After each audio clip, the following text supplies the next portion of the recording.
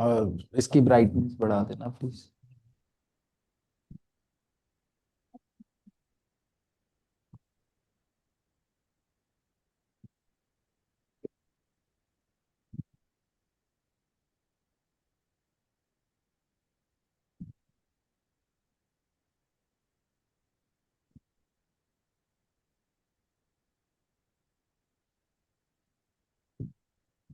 मुझे मेरी आवाज आ रही है अभी live.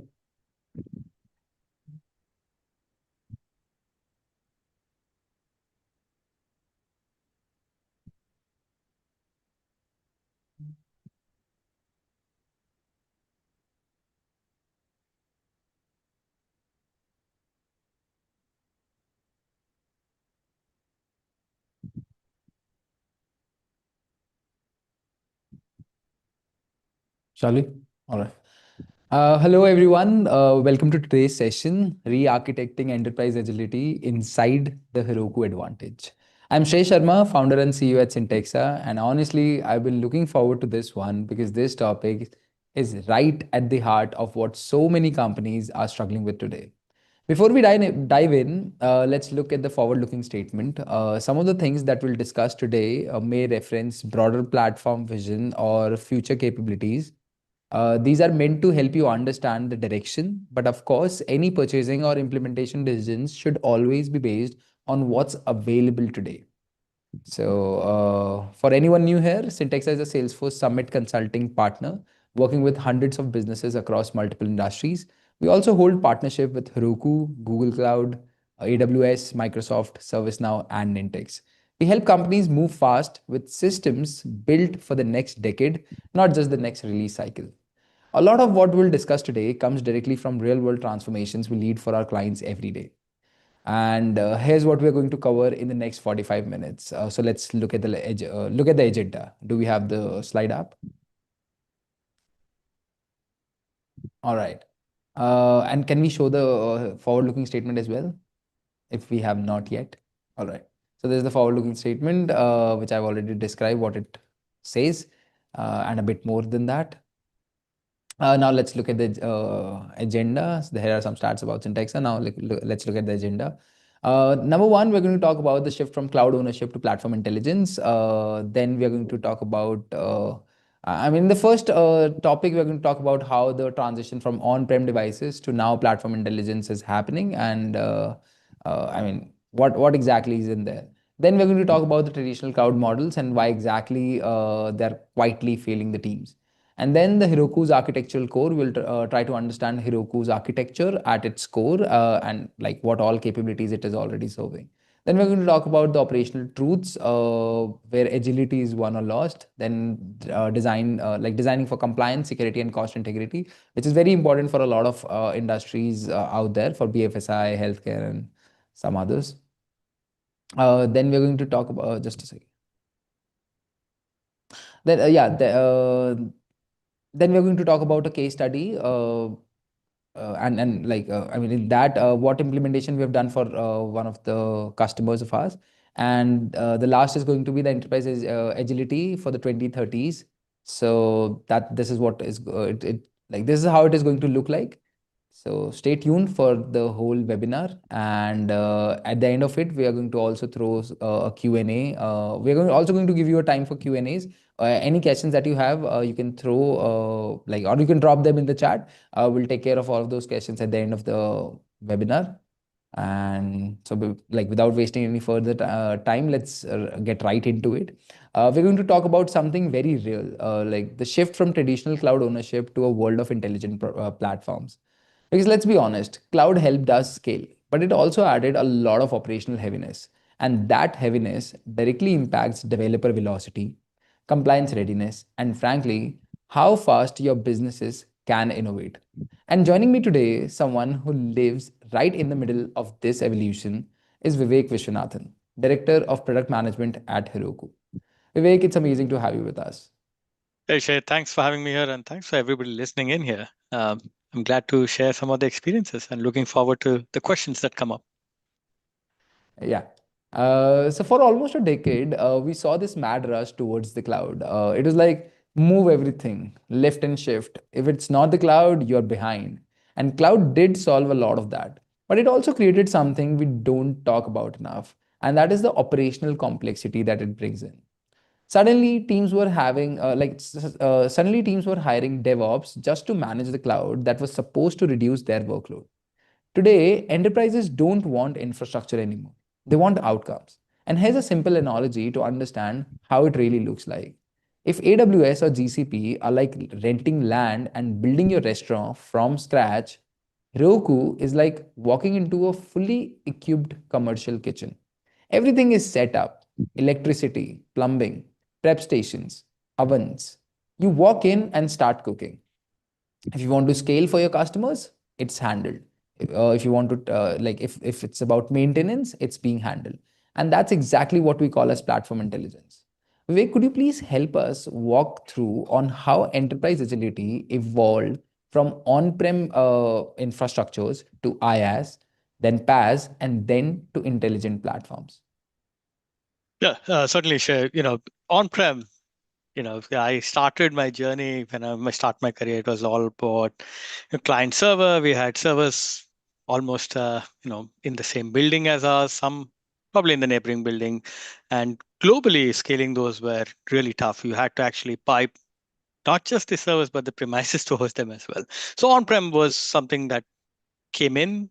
Some of the customers are still using that. Some are still moving into IaaS, which is basically infrastructure as a service, where you basically get your hardware, but you're still managing the OS and all the patching and all of that on your own to a great extent. So I still remember a time when we had an infrastructure as a service, not at Salesforce, one of my other companies, and I was actually waiting because I had to basically swap out the hardware. So we were waiting for that to happen. So infrastructure as a service came in, and then we had platform as a service where we manage everything except your code and data. And then comes intelligent platforms, especially with the AI world, where you basically need not just the CI/CD and the overhead of managing all those infrastructure and the CI/CD pipelines, but we also start to automate and provide you AI assistance.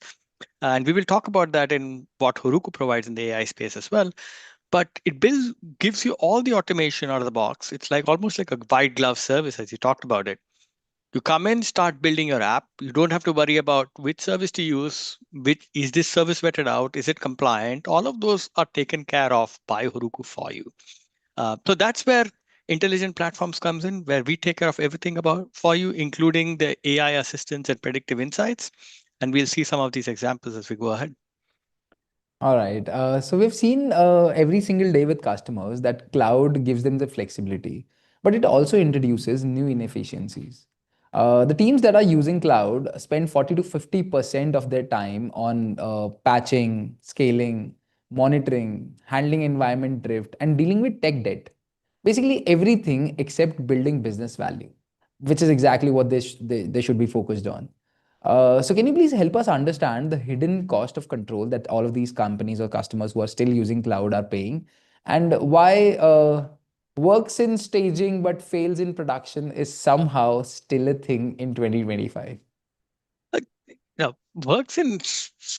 I can talk about this intrinsically because I've been part of some of the large deployments, not just in Heroku, but also on the Salesforce platform, being here for 16 years almost, and looked at large case customers, small case customers. So one of the challenges that you think about from a sandbox to production is maintaining that DevOps pipeline, having the rules built in so that when you propagate code from sandbox to productions, it meets the required thresholds to move it from sandbox to production. That doesn't It doesn't mean just writing a test suite, because I've seen tests that used to be I equal to I plus plus, and you meet the test, uh, you know the test coverage, and you still move forward. But tests that actually make sense, and the ability to roll back if you really basically hit an issue, uh, these are all things that you need to manage. And each one of these tools that we start to build around, which is like even from a DevOps perspective, you need to think about how you're going to patch them, how you're going to maintain that. These are all adding to your tech debt, which is not really building your application. Simple example is you need to upgrade your Postgres instance. You still need to keep upgrading those, even though you have something that's kind of managed for you. And that means downtime. That means somebody who's a developer needs to allocate time for that. And it has to be managed across all platforms, not just in production, in your sandbox, in your dev, in your staging, all across. And this adds tech debt, right? You'll say, okay, I'll not manage it now. I'll manage it a year later, and then a year later becomes 2 years, and then 3 years, and then you're out of compliance at the end of the day. So those are tech debts that are adding up, and that's the hidden cost of having that extra control that you are having to manage, and that starts to impact you when you're trying to build these AI apps and get to the market fast and provide value to your end customer, because ultimately you want to basically try and solve your business use case. All the peripherals, you want something that is handled for you. So they are, from a development perspective, you're focused, laser focused on getting your apps not just from an ideation perspective, but from an idea to GA, because ideation is just a step one, but getting to GA is a whole other picture. Journey You in need to itself. test it, yeah. And I would say it's more than a journey. It's almost like ideation is in the bottom of starting at if you have ever done Everest, it's starting at the bottom, and going GA is almost going to the top of Like a Everest. battle. Yeah. So it's a journey, and each journey takes time. And the DevOps is almost like getting to Everest Base Camp, which is also a huge amount of work. Yeah. I know a lot of people who feel that developers are slow, but I've tried to explain them that no, they really aren't. Like it's the systems around them that have become too heavy or too bulkier to be managed, which is taking a lot of their time, effort, and energy, and also focus, which all of which should be applied onto building the business logic or onto building the application or like driving or delivering the business value that we are trying to build through the application that we are trying to build, right? So yeah. Yeah, and I've seen this time and again where we say, hey, developers are becoming slower. Even in this, it's not just from a Heroku standpoint or an AWS standpoint or a GCP standpoint, even from a Salesforce standpoint. If an org that is 10 years old, you are very well aware, because you built one trigger thinking, okay, that's the only trigger. And then 10 years hence, you have 100 triggers there. And you have not rationalized whether those triggers really need to be a trigger, and so on. And since it's in one org, if you go into a multi-org, you now have 10 orgs with a similar burden in terms of your accounts and contacts and cases and the most common objects, even custom objects for that matter. What does that do? It essentially slows down your developer, because they have to now think about, should I really build this? Because it's going to start having errors. The problem with adding such heavy objects is you're going to take time to save records, you're going to take time to query records. Ultimately, you're going to start hitting things like CPU issues, heap size issues. So your developers start to worry about aspects that they shouldn't be really worried about.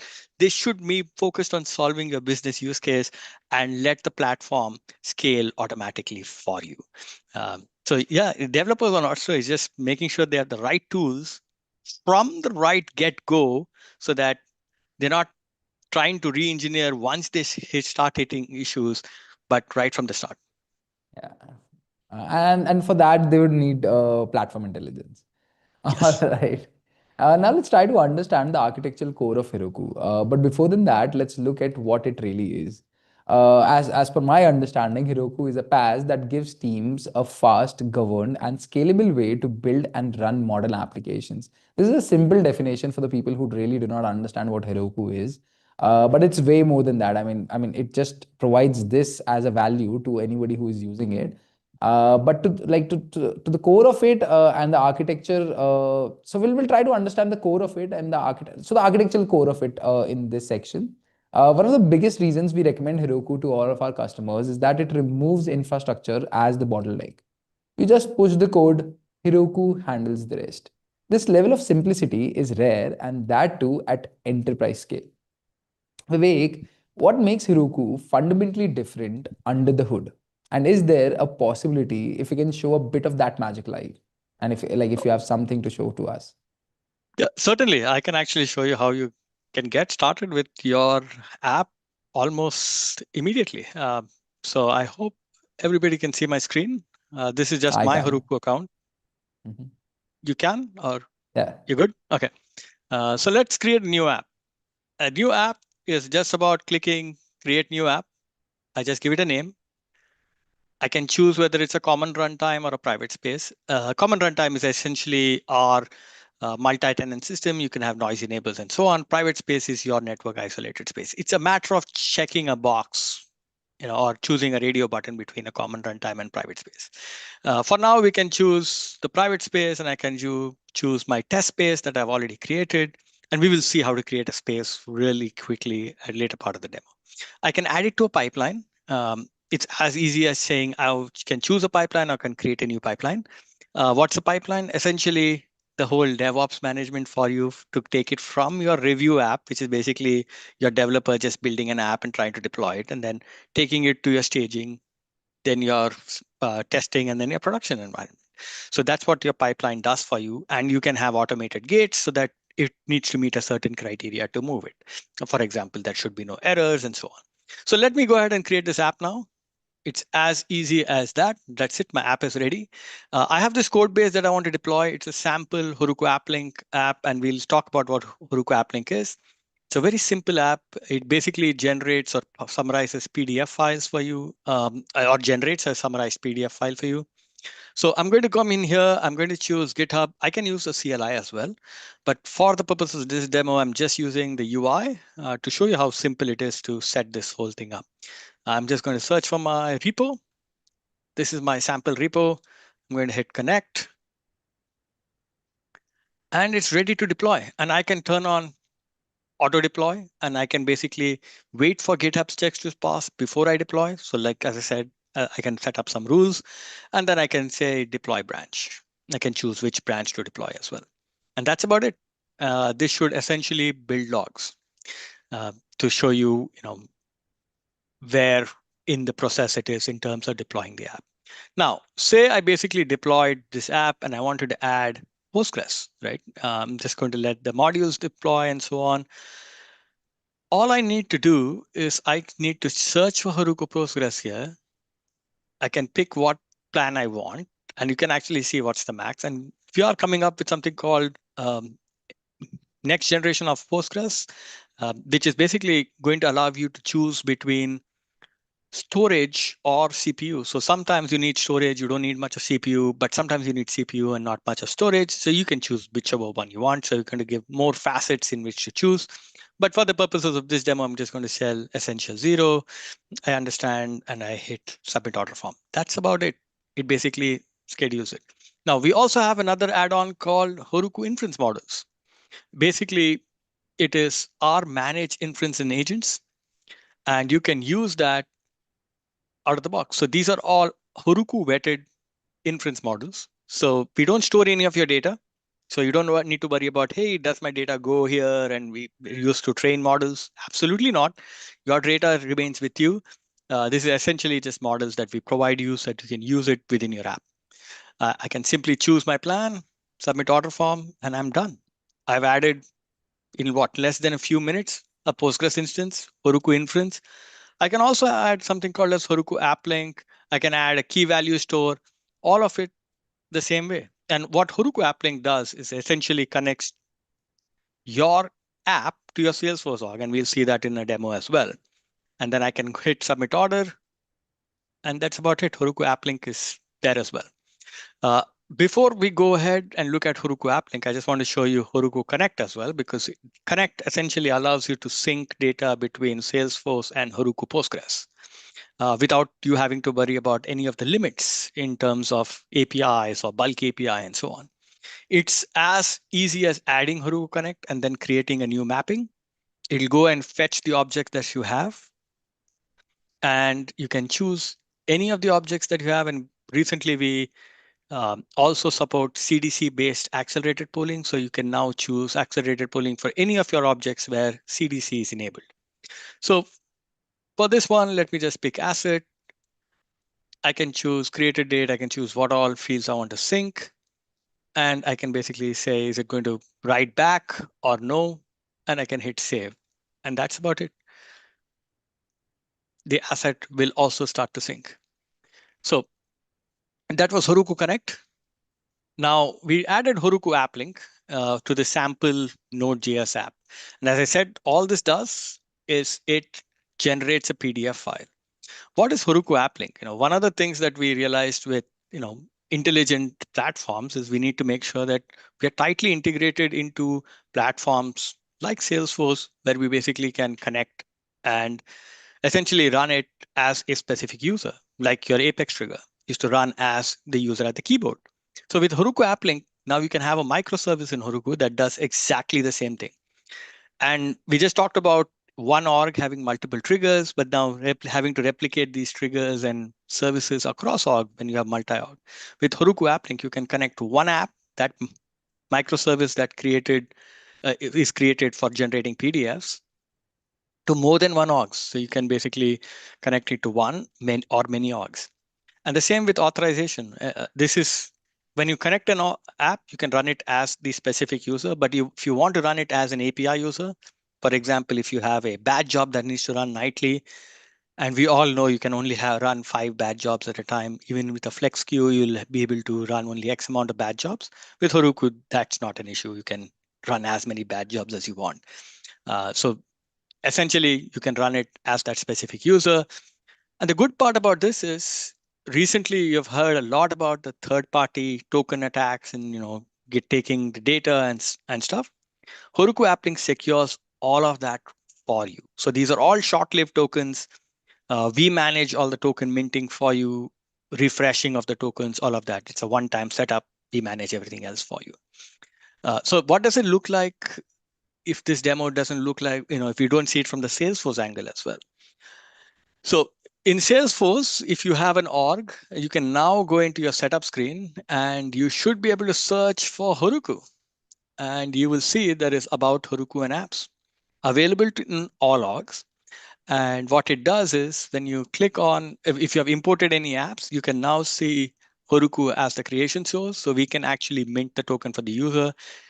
If it is any other creation source, you will not be able to run it as the specific user. You can run it as a random API user, which has a long-lived token, be exposed to some of the issues that might come with long-lived token. But if you're using Heroku App Link, you are using short-lived token, and you can run it as a specific user. So as you can see, generate finance agreement PDF is one of them, but I can have multiple, operations, as you may say. Now, once I have it exposed here, I can not only call it from Flows or Apex, which we can do out of the box, but we can also call it from Agentforce. So any of your microservices that you create in Heroku, you can now call it from Agentforce.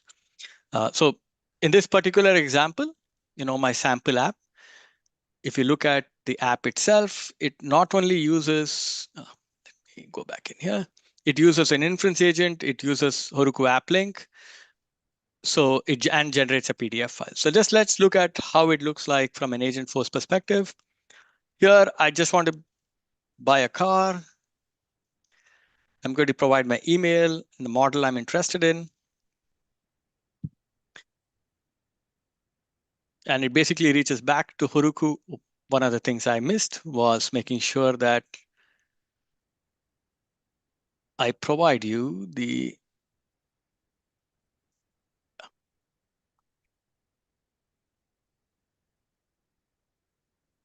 logs. So yeah, seeing the logs is as good as just clicking on view logs. So let's ask for this to generate a PDF. And then you will see that the request comes into Heroku, generates the PDF, and uploads it back as an content document. So this is just for the demo purposes, we printed everything into the log line, but you can actually see we get the request, it generates the PDF document, and then pushes it as a content document right in here. And you can, as I said, you can call this from Flows, you can call it from Agentforce, you can call it from Apex. It doesn't matter. And it's your choice where you want to call it from. It's a one-stop shop. You publish it once and you can use it multiple times. This is a simple PDF generator, but you could have a complex one. I have a sample where we are doing an X-ray analysis, right, on a health cloud org. So yeah, that is a quick and easy demo on how you can use Heroku with Salesforce, but Heroku is not limited to Salesforce. You can use it from any other platform as well. But we are just making it super easy for you to extend your Salesforce org. So you stop having to build a lot of code that you cannot reuse. So you have microservices that can serve one or more orgs and publish it once and use it again and again. So with that, I'm going to pass it back to Shay. Great. That's a great show that we have had over here, and we've seen a lot of magic that we can do with Heroku. Not just predictable deployment, secure environments, and instant scalability, but also great flexibility and integration capabilities that we can do with Salesforce or any other platform for that matter, using the tools provided with it, and all with almost zero operational friction, right? So that's amazing. Cool. Yeah. All So, right. and this is exactly what developers want. They want to get started and build their apps, not being bogged down into which instance to choose, which server to choose. Just go and build your app. Yeah. All right. Also, I wanted to show the slide in the deck about the different industries that are already using Heroku, or the different customers from different industries that are already using Heroku to build their apps on top of it and use it for their business. So we have W1 West from financial services and fintech, Bonobos from retail and consumer goods, UCSF from healthcare, Live Nation, entertainment and media, T-Mobile from telecommunications, Watch Duty for from public safety and non-profit, transportation and construction. We have Rocket. Then we have Salesforce App Exchange, which is again using Heroku under the hood. So all of these companies are using it in order to remove the complexity and increase the velocity of the applications that they develop on top of it, right? All right. Next, we want to talk about the metrics that really matter and that are measurable to improve, to decide whether whether agility is a won or lost, right? So we have mean time to deploy, we have rollback reliability, and we have time to first insight, all of which acts as great metrics, which can be I mean, which can be measured very easily. And these metrics tell you exactly how fast your engineering team can move, right? So all of this is something that you can get with Heroku. And most of the teams literally monitor just the outputs, but Heroku helps us observe behavior, and that's exactly the huge shift. And yeah, that's what it is. We often hear the word agility, but in numbers, it means how fast you can deploy a feature, how quickly you can roll back when something breaks, and how soon you can detect and fix an issue. So Heroku builds these capabilities into the platform, deployment in one command, and rollbacks are instant. So all of these things. Now let's talk about the difference between the traditional IaaS models and the Heroku Elastic model. Can we have that slide, please, from in the deck? So, in traditional IaaS models, we pay for the servers even if we are not using it. But with Heroku, we pay only for what we use, right? So for the Dino R billing model that we have over here. In traditional IaaS models, we have static provisioning, which requires forecasting. In Heroku Elastic model, we have auto scaling, which aligns cost to real-time traffic, which is again very important. And all of these metrics are important when when it really comes down to incurring cost or what should I say? Looping in the cost that is involved while using the platform or while using the infrastructure that we are using to deploy the application, right? And in the traditional IaaS models, it just costs too much. And when you have, but at the same point of time, it provides you the scalability that you need. But with the Heroku Elastic model, you get the scalability that you need at the moment that you need it at, but you also do not incur the high cost that you incur when you're using a traditional IaaS model. Then comes manual infra management, which eats up a lot of time. Elastic model does not need any DevOps, no DevOps is needed over here. Then comes surprise invoices during traffic spikes. We all know about it. which is not there with Heroku Elastic model, and slow to scale, missed growth windows in traditional IaaS models. Over here, scale instantly, even in the bursts. If you're from fintech or if you're from e-commerce, and if there is a huge spike in the traffic that you get, you can easily scale it up. Have you seen the auto scaling in Heroku yet? Not yet, Shay. That's the All next right, part. all right. So let's go to the next part and try to understand how Heroku or basically how to use Heroku for compliance, security, and cost integrity. Yeah, so we can actually use Heroku from if you're looking at compliance, you can actually you have private spaces or shield private spaces, essentially Mm-hmm. network isolated spaces. Okay. Let's look Mm-hmm. at how quickly you can actually create a network isolated space to get started. So say your application wants a network isolated space. So you don't want to have a multi-tenant system. You can call it test space. You can just provide it a name. I'm just providing a test space name. I can choose between the two runtimes that we have, Cedar or Fur. Fur is our next generation runtime that gives you an option to choose between CPU and so on, different CPU sizes when it comes to your dynos. But Cedar is our traditional runtime, and you can choose between the various regions that we support our runtimes in. Both of these have the various similar regions when it comes to supporting the runtimes. This is where it's a point and click. Your standard isolation versus your high shield, high compliance isolation is a point and click. So if say you just want a network isolated space, you can just go with the standard isolation. It's your network isolated space. You're not sharing that with anybody else. So it's dedicated to you. Shield, on the other hand, is if you're in a high compliance industry, in fintech, in medical fields, you can actually use a Shield, HIPAA compliant Shield space as well. It's as easy as just choosing which isolation. And one thing that you noticed is logging is in Shield compliance. You can actually drain the logs to your log drain. So we don't drain it internally. So essentially, all your data lives within where you want it to live, and that's why it is highly compliant in terms of HIPAA. Let's for this purpose of this demo, I'm just going to choose standard, and I just go create space, and that's about it. You have created a space. One thing that you did bring up is auto scaling. I have this app that we just deployed called Sample App Link Node.js. One of the things it's running is a web dyno. It could run different types of dyno. I can pick different types of dyno that I want. It's running a private M dyno right here because it's part of a private space, which is network isolated. I can go all the way up to 2XL, but I can also say I just need a private M dyno, but I need to just auto scale it to the number of dynos that it can update, auto scale to. And I can set a high and a low for auto scaling as well. So my low is 1, my high is 10.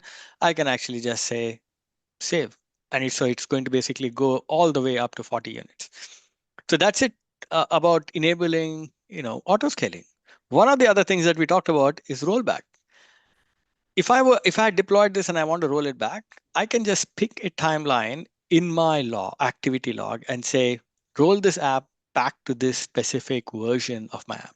So that it's as simple as that. So you can just say, roll back to this timeline, and it should roll back the app to that specific timeline. I don't want to roll it back here because we already are in between the demo, but that's how simple it is to enable auto scaling, create your private space, shield or private, and also roll back your deployment.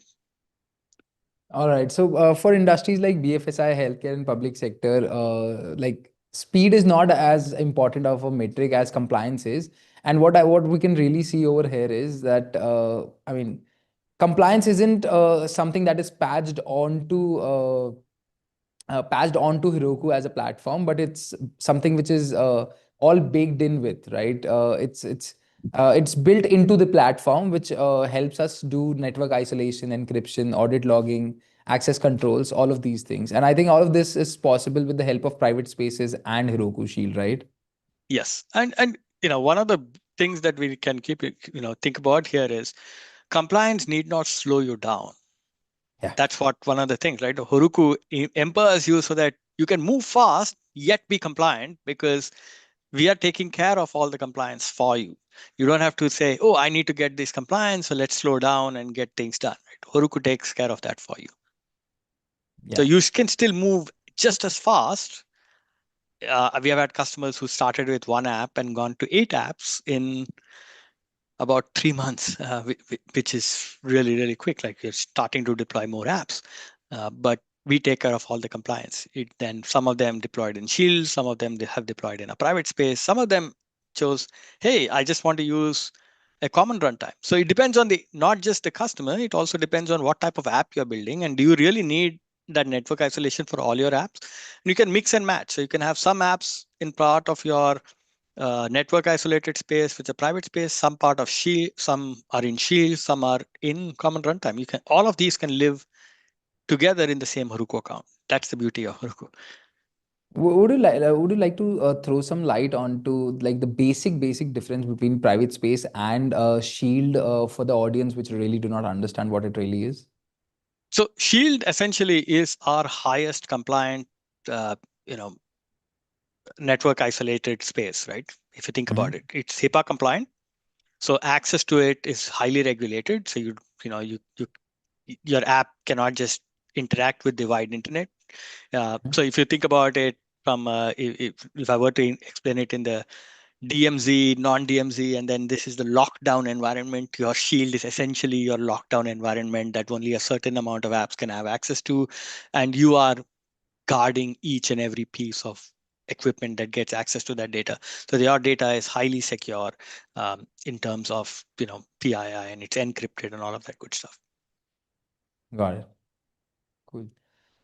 I mean, I think this is exactly what every CIO is looking for. They want to get things get apps rolled down as soon as possible, but without the compliance lag or the legal lag that they typically encounter when serving into particular industries. Cool. All right. Now let's move to the next section, which is the case study and make it real.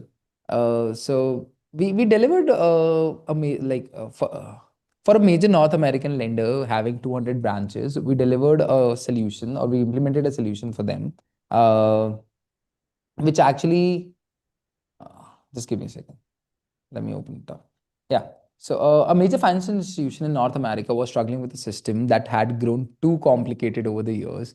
The loan and insurance processing involved multiple disconnected applications, manual approval steps, repetitive data entry across systems, and slow document validation, frequent integration errors, and compliance checks done manually at the end of each cycle. Every team, be it operations, underwriting, and compliance, was working with different versions of the same data, resulting in delays, inconsistencies, and costly human errors. So what we built on Heroku for them is to like fix the root causes, and we implemented a Heroku enterprise architecture tightly integrated with Salesforce. And the solution actually included a microservices layer on Heroku that managed end-to-end application intake, applied eligibility rules and risk scoring, which validated documents and customer information, allowed each service to scale. We also allowed each service to scale independently during high volumes, which allowed them to take care of the high volumes. This ensured the system stayed responsive even during seasonal peaks.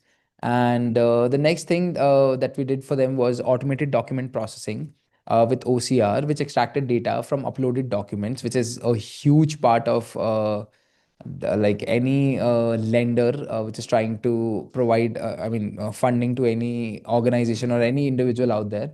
If you do that manually, it takes a lot of effort, but if you want to automate it, it also takes up a lot of processing of the of the platform that you're actually running the application on. So that extracted data from uploaded documents, eliminated manual data typing, reduced human errors in underwriting inputs, and this OCR alone removed hours of manual effort per application. And also something that we did for them was real-time data sync with Heroku Connect, as they were using Salesforce. So like we implemented the like Heroku Connect data sync, in which every update from Heroku services synced directly into Salesforce, having no bad jobs and no lag. So underwriters always had the latest validated customer data in front of them to do their job. The next challenge that we tried to focus was governance, auditing, and security layers. Like we set up enterprise grade access control, encrypted data in transit and at rest, full audit trails for every action. This made regulatory compliance effortless for them, and that's sorry. Yeah, that's the power of platform intelligence, which helped us remove complexity and unlock speed for the business that we tried to implement the solution for. So, and here are some stats which we can show on the slide. Uh, this is the impact that the lender had onto their business after the implementation was done. They were able to process the loans 50% faster, the complete process of approvals and everything became 50% faster. In underwriter productivity, there was a 30% increase because they had all of the data present readily available right in front of them. There were no errors, and the OCR automation actually helped do a lot of that because they didn't had to like look into each of the documents and scan through it by themselves. They had information readily available for them, and it lowered the operational costs by 25% for them. Because we were using Heroku dynos with auto scaling. That I mean, if there was not a lot of traffic on it, which scaled down automatically, so it helped them like control the operational costs as well.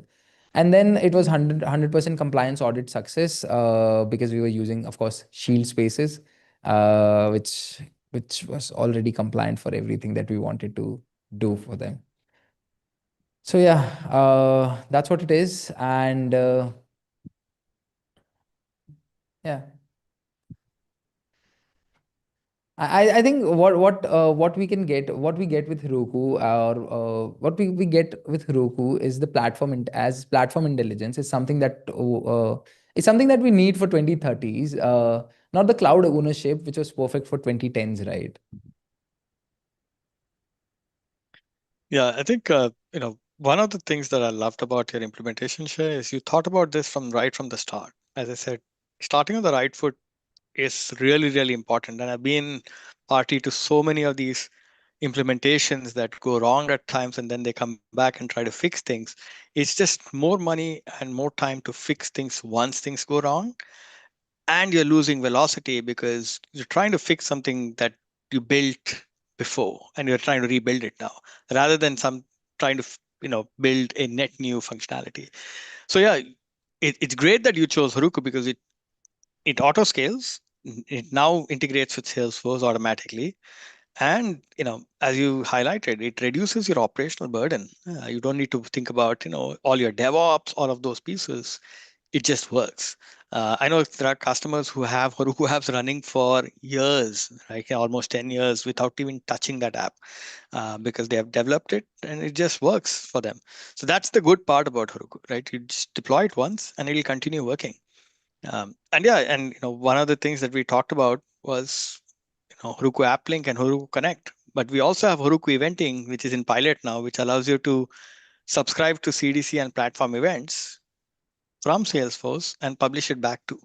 But at the same time, right, as I said, Heroku is not only for Salesforce, but you can use it from with external systems as well. So we have customers building all kinds of apps on Heroku, including inference models built on Heroku. We had a customer who recently who said, "Hey, I want to use the next best action on a case. How do I do that? Can I use a Heroku inference model to do it?" And we actually did a POC for them where we could show them how they could use it. Essentially, it makes from Salesforce, it makes a call to Heroku, which has all this data synced using Heroku Connect, and then the inference model runs on the cases to check what's the next best action based on all the historical cases and provides it back to Agentforce, and the agents can now use it. And it can go across multiple systems to get that data. So you don't need to sync data back into one system. You can just reach out saying, "Hey, give me the data, I'm going to infer it, and then I'm going to provide that back." Uh, to Agentforce, you can use it with flows too. So you can essentially call it from Salesforce flows and make it available in low code.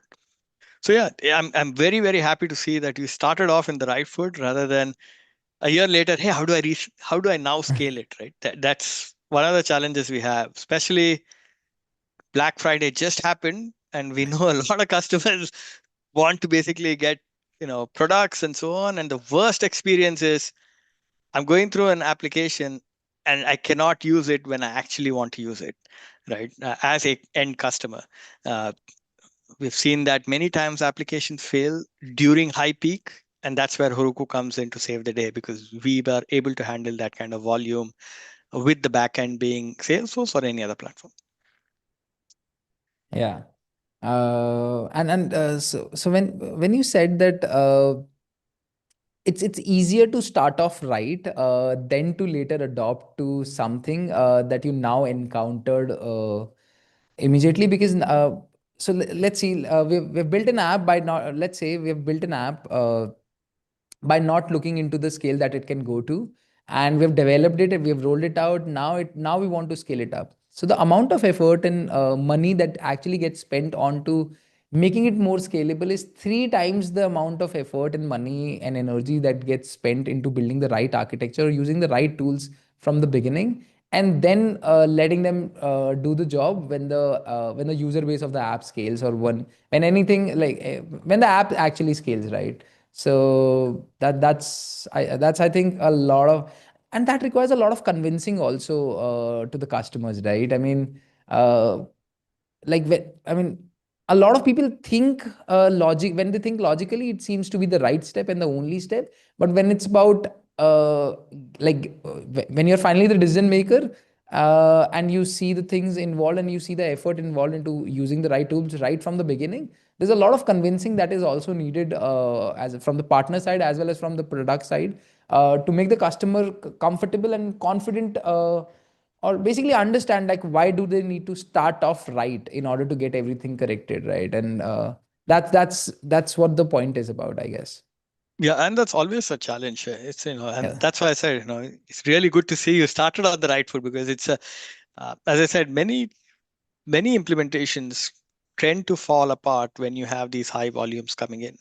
It works with, a set of 5 users who you're doing UAT with, maybe 25 users. But when you start rolling it out to a B2C kind of environment or a B2B kind of environment, you have multiple departments, shift-based work, you have overlaps in shifts, you have 200 people trying to update the same kind of tickets. Those are the scenarios where you start having, when things start to fall over, especially OCR, right? That's a tough one to solve. Think about it, doing OCR automation, and you have customers submitting cases, right? Hey, I want this solved, or loans, right? You need to get that done quickly. And a customer said, I have 5 options for loans. Why do I pick you if you're going to take 3 days to for Just me to process the upload my documents. document, right? So Yeah, it's yeah, so for me, I just can now upload my document on my phone, and if it comes in quickly, I'm really, really happy. If it takes me 3 days, I'm just like, do I really want it after 3 days? Right? And yeah, sometimes the sale ends in 3 days. What am I going to do then? yeah. And that's exactly how the consumer behavior is going on, actually. So starting off on the right foot is extremely important.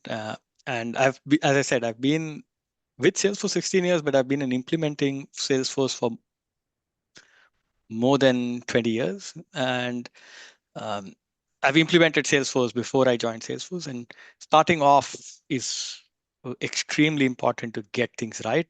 If not, down the line, you will come back to redesign it. And we don't want that to happen because we want you to be successful and get those apps that will actually start making difference to your customers rather than coming back and saying, oh, how do I re-architect it? Yeah. All right. To sum it up, all what we can say is Heroku gives enterprises the following things, which is elastic scalability, built-in compliance, not bolted-in compliance, which is typically how it is for most of the things. Zero DevOps overhead, unified data orchestration, a developer-first experience. And at Cyntexa, we help teams launch MVPs 60% faster with governance built in from day one, as we're talking about from like doing it right from day one. Anything you would like to add, Vivek, before we move ahead with the Q&A session for our audience?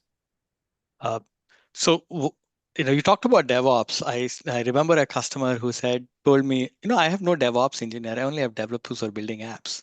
That's how effective Heroku was to them. So, they just because, hey, I have only my developers building apps, right? They're two DevOps engineers. So when you say zero DevOps, that actually came to mind immediately because they actually presented at Dreamforce one of the years. I'm forgetting their name, but um, you know that stands out when you think about zero DevOps. Yeah. All right. So shall we move ahead with the Q&A? Yes. All right. Let's have some questions. Any questions, anyone who is live or watching this on any of the platforms, please feel free to drop the questions in the chat and we'll choose the ones that we have. I mean, we'll choose the ones that you want us to answer. And it can be anything related to technical, architectural, or business related. Vivek can help us with all of that.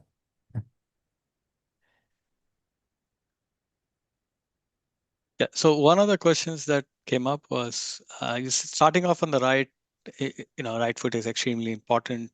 So if it's just starting using Heroku, what should be the first step I take on being in the finance industry? One of the things that I would recommend is looking at private spaces or shield spaces because you are in a regulated industry. The other thing I would look at is when I'm looking at my architecture, right? Heroku provides you multiple ways.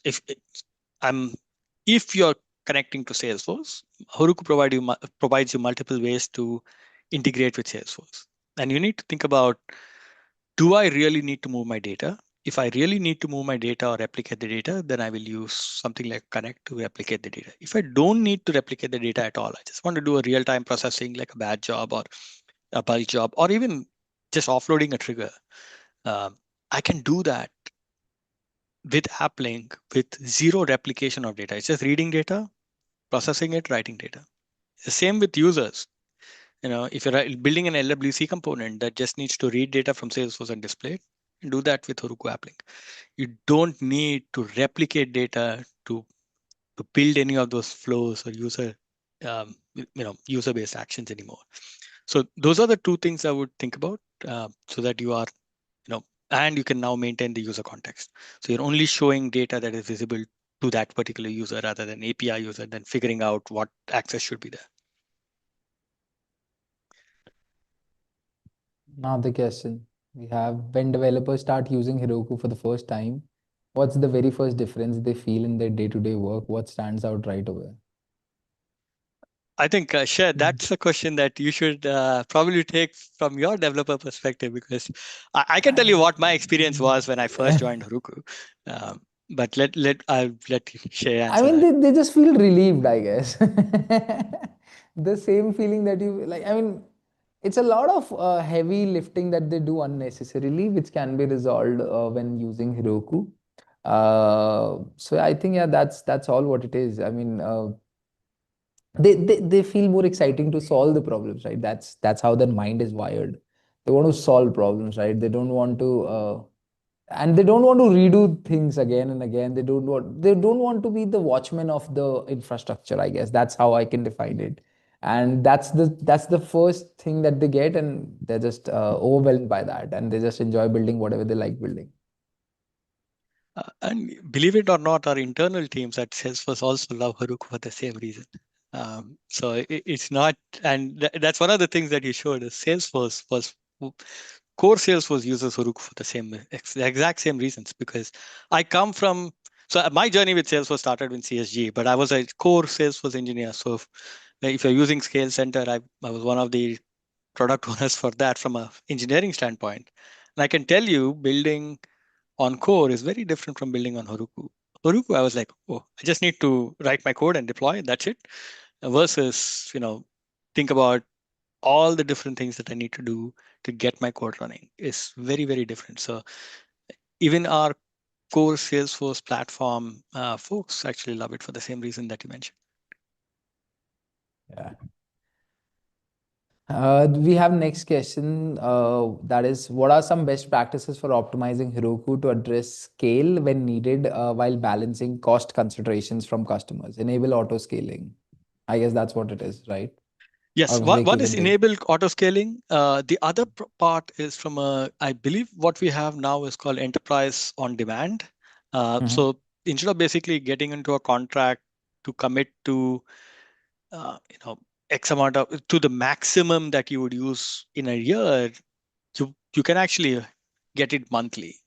So you can say, okay, I'm going to use 20 dynos, for example. I'm just putting a number that, 20 dyno units, right, for the year.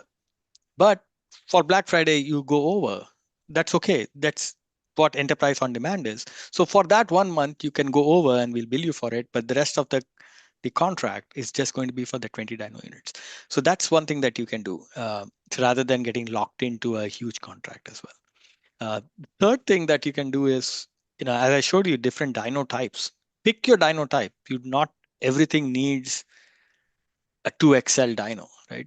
So you pick your dyno type, and also as I showed you, one app can actually have more than one operations.